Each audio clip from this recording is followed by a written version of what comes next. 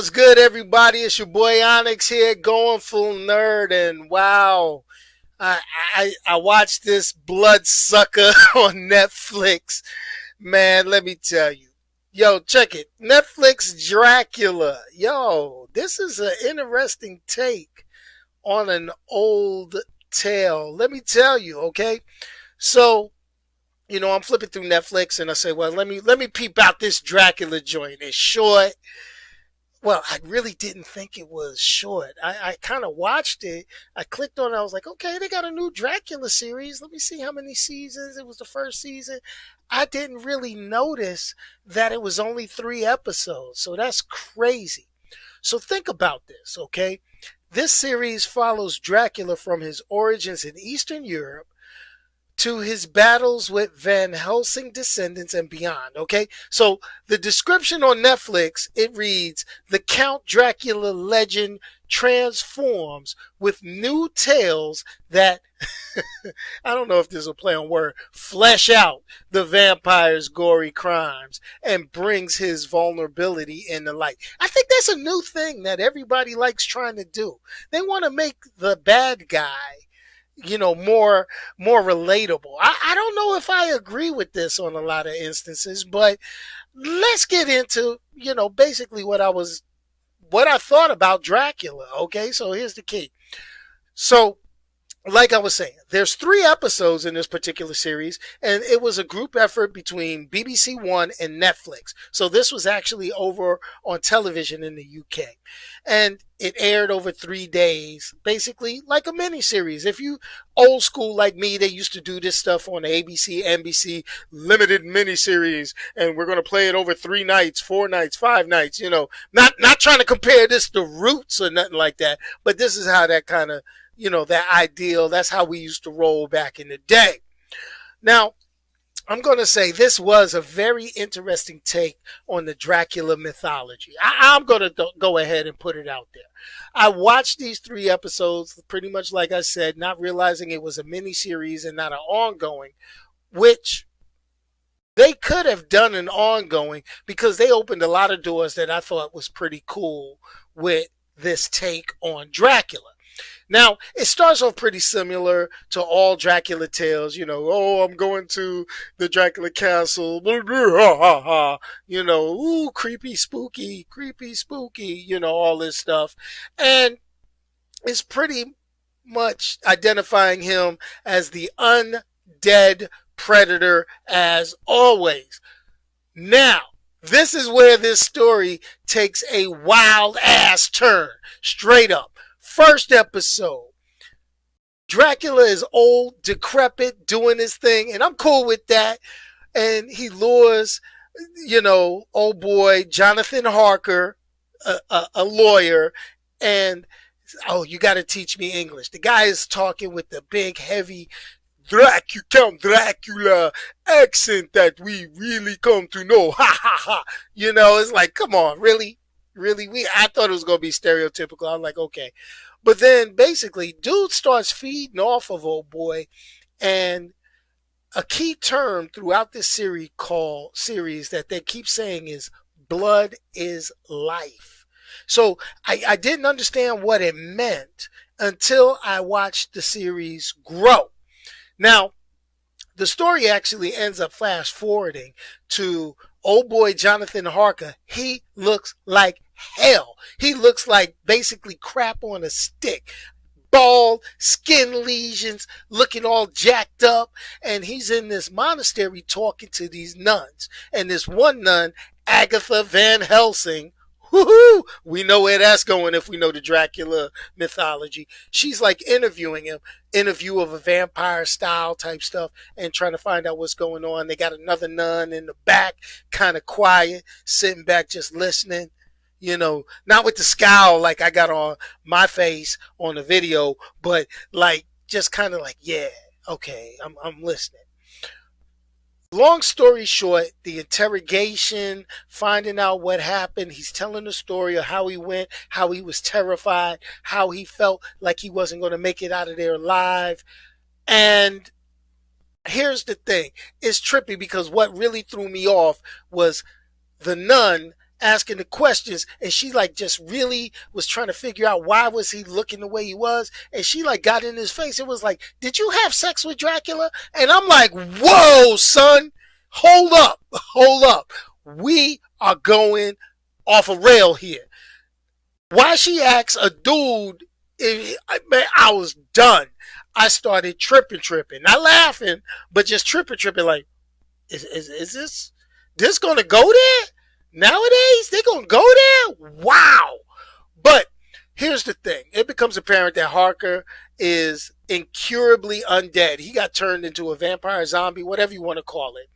And Harker basically tries to kill himself, but found out he couldn't. The whole nine, boom, boom, boom, boom, boom. That's the first episode. Dracula comes, visits, threatens the nuns. The nuns is like all up in his face, especially Van Helsing. And she's like, yo, you ain't got nothing on me. And he's like, no, you got to understand. And she's like trying to figure out, okay, why are you scared of the sunlight? Blah, blah, blah, blah, blah. End of first episode, which is the nun that was sitting in the back. She was Harker's fiance. So I'm like, wow, this is crazy. So she's like, I love you. I still love you, baby. Even though you jacked up and undead, no heartbeat, blah, and all this stuff. And Van Helsing, she's like, oh, I got to figure out the science on this. Dracula attacks. Nuns getting jacked up inside the nunnery. It's like blood, wolves, all that. He's like, who am I going to kill first? And it's like crazy, right? I was thinking like Sesame Street. I'm going to kill nun number one. Two. I wanted to say that so bad while I was watching it, but it is what it is.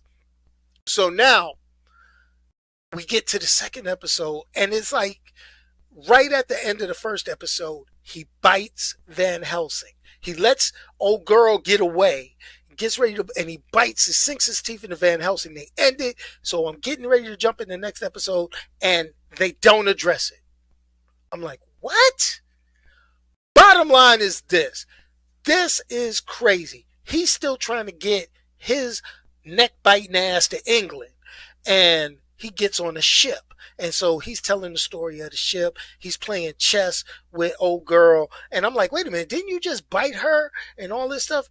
Yo, it goes real trippy. It's real trippy. And it's jumping back and forth between the stories. Come to find out throughout this thing, they tried to play it like a little murder mystery on Clue. He biting everybody on the ship, drinking everybody, fighting all sorts of crap.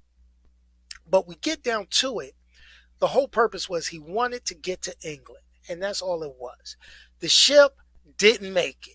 They burned it down. Van Helsing, she was a prisoner on the ship. He had been sucking the blood out of her. She was dying. It was like, okay, come on, man. Y'all killing me with this. I was like, where's Blade when you need him? You know what I'm saying? Where's Blade when you need him? He needed to stake a mother. That's all I'm saying. But long story short, he kills the passengers one by one. Ship goes down. He's in a coffin at the bottom of, I guess, the ocean, English Channel, wherever this is. And that's the end of that second episode. Now here's where your boy was like, okay, this is wild. This is wild. And I dug it. They show him in the third episode getting out. Okay, he's getting out the coffin, breaks out, boom, walks underwater, and shows up on the beach in England because they weren't that far. But the problem is, it was 123 years later. Dude passed out, and they finally got him out. He walked out. Boom. Come to find out, they've been looking for Dracula, been trying to figure this out. Where was he lost at sea and all that? I'm like, why are you looking for Dracula, yo? If you ain't seen him in 123 years, why look for this Joker? Who cares? He ain't out there sucking blood, jacking people up. You should be good, right? So it is what it is. But the bottom line is this. this is where we get the understanding of the blood is lives and all that good stuff. I'm not going to spoil the final ending because, like I say, it messed me up. It was only 3 episodes. There's not going to be a second season. It is what it is. But just know we we really don't find out, but we do find out why he's has an aversion to sunlight, why he's afraid of the cross, what is the deal. But this take on Dracula was kind of hot because every time he bit somebody, he gained their abilities. So that's a take they could have done, which was pretty smooth if they had it as a long drawn out series. Season, a couple of seasons. Oh, I need to, I'm Dracula. I gotta build a nuclear vampire bomb. Let me go bite this nuclear scientist. That's that would have been hot to me. And then chasing them down like Jack Bauer, old girl and her descendants be like, yeah, we gonna go get him. And then like they just miss him every time. But it doesn't go that way. But anyway, what does your boy give the Dracula series? Minus the spoilers I already gave you. This is a must watch on Netflix. This is a 4 out of 5. Check it out. I mean, it ain't perfect. I'm basically dropping to the point because it's only 3 episodes and that's all you're going to get. But this was pretty damn hot. Good looking out for Dracula, you blood sucking son of a.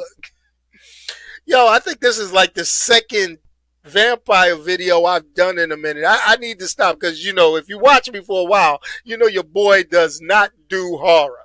But this wasn't really horror, more, it was like very intriguing. I don't even know how to call it horror. It was pretty gory in some parts.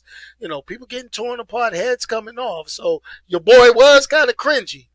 But check it out, definitely. Hey, and as always, remember, check out the live stream every Sunday, 6 p.m. Eastern. Who knows what we're going to talk about every week. And check out goingfullnerd.com for latest in comic book stuff and the podcast on basically Anchor.fm, iHeartRadio, Spotify, or wherever you consume your stuff. Peace, y'all, and I'm out of here.